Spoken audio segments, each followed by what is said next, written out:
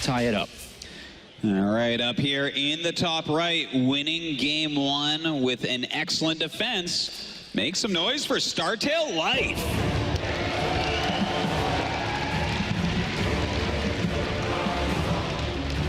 At the age of 17, 7 tournament victories to his name. Unbelievable. Wow, that's one every year since he was 10. Wow. And down here, Artosis, as the red Protoss player playing for Yowie Flash Wolves, it's San.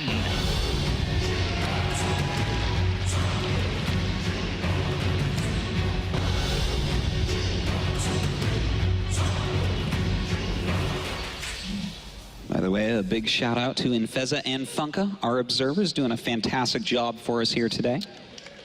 Been observing all the tournaments worldwide for the entire year. Happy to have them here once again for us. All right, so what build strategies are we going to see? San going to stick to his aggressive tendency? Does he want to mix it up? Because already different. Yeah, already different. Starting to build up his probe count. Well, it looks like it's going to be probably a Nexus first versus a Hatchery first here. And, you know, this is kind of more standard out of San. And if San had listened to you, Artosis, he'd be cannon rushing and destroying that hatchery by now. He could be, but, you know, you've got to mix it up in multiple ways throughout the series. Maybe the cannon rush would have been too easy to scout. Maybe it's something that he thinks, you know, Life likes to switch it up quite a bit as well. But in this case, it would have been nice. All right, so being a Protoss player yourself, when you open up Nexus first like this, what is your plan here? Is it more of a reactionary scouting, figure out what he's doing? Do you already have a specific build and strategy in mind that you're going to go to? Well, you can do both, but I would say that you're going to have at least the first few minutes planned out. You know, you might have a couple branches, you're like, oh, okay, look at this, for instance. He has double hatchery before pool. You may skimp on units, you may grab an upgrade quicker, or maybe even a third base quicker. But I think that San has a very specific plan here. I don't look at San as a reactive Protoss player. I look at him as someone who already knows exactly what he's going to do in a set of 2 or 3 different situations that he's putting Life on the availability for. Well, one of those options here, as we can see, San has scouted. It is 3 hatchery before spawning pool again here. So Life, very cheeky here with his openings to go for this once again. Yeah, it's really the most greedy opener you can do as a Zerg, but at the same time, really, Sans is about as greedy as you can get with Protoss, with that Nexus first and a gateway way back in your main base behind your minerals. It's very economy-focused, just like Life. So these guys are pretty on par right now. All right, well, we'll see where San's going to go once this Cybernetics core completes. But it's so funny to see these stats between these two players, with San going undefeated in WCS for the entire year against Zerg players, to have a major winning record. I think it's 6 series to just 1 that Life won just recently as well. But on the battlefield here, Artosis at BlizzCon, Life seems to be the one who most people are looking to advance from this one. You know, Life does always seem to find a way. He's got some really great styles with him, and you know, the aggressive type of Zerg that he is, I think, does match up well. You know, he's willing to take risks against San, which is why I would never say that he should 3-0 him, but I always think he should beat him, even though that hasn't been the case in the past. The robotics facility is the choice here, coming out from San. So as soon as he knew there's 3 hatchery, he went straight towards this. Is Life going to scout it? This is pretty big if he gets in here. Oh my God, if he sees that robot, oh my God.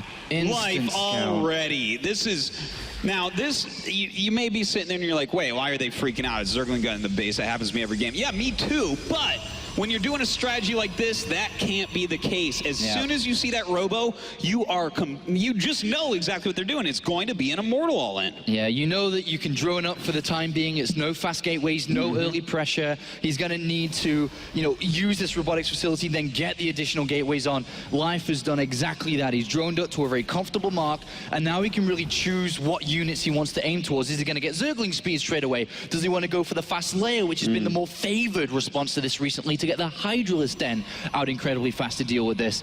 But he knows exactly what he's playing against. Well, it's a very strong build, the Immortal Push. He is getting a Warp Prism first to maybe do a little bit of harassment. You know, you always can get a little bit lucky with something like a Sentry drop and get a lot of damage done. And in fact, add in some gateways now, just in case that works out for him. But, you know, the one thing I really want to see here from Life Apollo for this defense, and tell me if you agree, is some creep spread from the third base, because that is exactly where you want to hit with a push like this. Completely agree with you. Definitely, this is where the attacks will be coming from here, where we can see on screen. Life's got to be careful, does not want to lose his queens here. 3 sentries can lock the queen in, they can get some damage into the drone line as well, and stifling the production via losing these queens is going to be obviously quite bad. Yeah, looks like he is trying to force some extra units out. He's saying, hey, stop droning. This is a real threat. You start making some units, and I'll make units, and then we'll see who micros better. But Life is being careful about that. You know, he is starting to make a lot of roaches here. That's right. Roach speed on the way here. He's chosen to stay with roaches. He's also seen the movement out. No creep spread on that left-hand side, which is a bit of a problem, but he's looking to overwhelm. He's got a lot of roaches, spine crawlers coming in for the defense, and once again, Life setting up to crush this. There's a lot of roaches. That is a lot of roaches, and when they get speed and +1 done, they are going to be deadly, even against an Immortal Push. But for the time being, this push is moving out very, very quickly. It could be hard, but hold on. Looks like he is trying to do a drop in the main base. Not really getting anything done yet, though. Yeah, he's got to bring this Warp Prism over. It's going to be very useful, obviously, to help the Immortal staying alive, but 2 spine crawls finishing up. The debris in the middle here, just the center part has not been broken, so Life has to fight head on here. He's got a long way to go around. These spine crawls will help and assist. That's a lot of units here, Autosis. The execution's been pretty fine here from San. Yeah, I mean, this guy does rush build orders like this better than anybody. And look at this, he's actually going for these rocks, realizing that that third base already has some spine crawlers up, and in fact, the spines are moving, but this may trigger him to run back. Spine crawlers take a long time to transplant. Roach speed is done, +1 attack not too far away. If Life holds this, he will go 2-0 in this series almost instantly, but it is not over yet.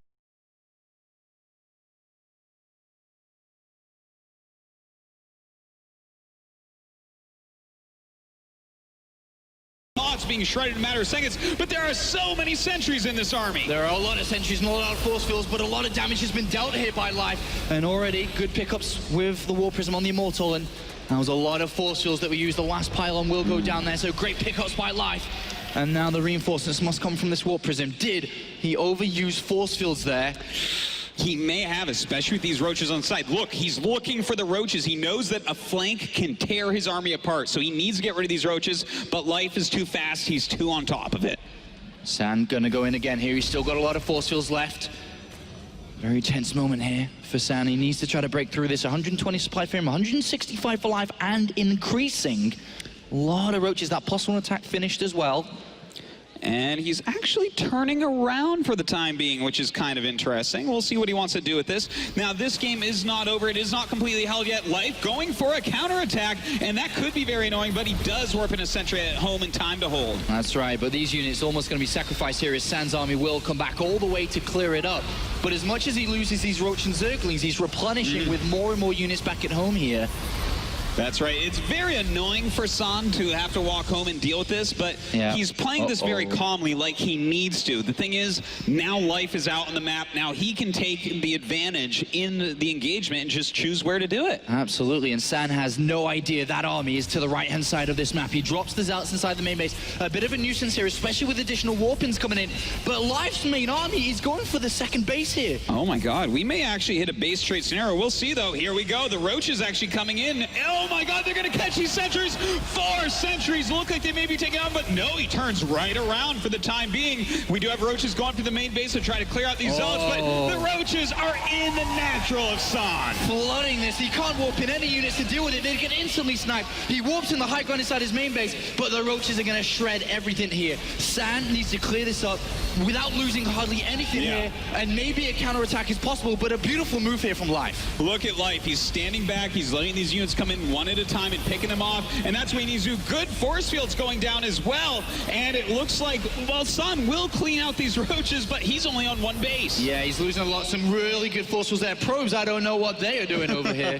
But Hydralisk switch has been made here from Life. Going to sacrifice all these roaches, bring down as much as he can, and hope that the Zergling and Hydralisk will be enough to clear up the counterattack. He's dealing with the sentries. You can see him targeted them as much as possible. That's right. He needs to clear out the sentries. The sentries are really the only chance for San to win this game. Oh, man, he gets another full energy sentry kill right there. All right. But San has to counterattack right now, and he has to actually kill Life with this. This game is not going to be going on for even 5 more minutes. All right, there's a couple of Spine Crawlers still protecting that third base. San has no intention to retake this. He is going for it. He has 3, 4 Immortals, quite a lot. And there is so much money still incoming for Life. For every second that ticks by, Life is bringing in more money, is increasing his army, and here we go. San, can he do it? Does he have enough force fields? Can he bust through? Well, right now he's down by about 60 supplies, so it's going to be tough, but here we go, a huge fight. Good force fields do go off, but the Zerglings do connect. Some Hydras starting to get some hits on, but San with some good micro pulling back, but I don't think it's going to be enough, Apollo. It doesn't look like it, and Life is dealing with San style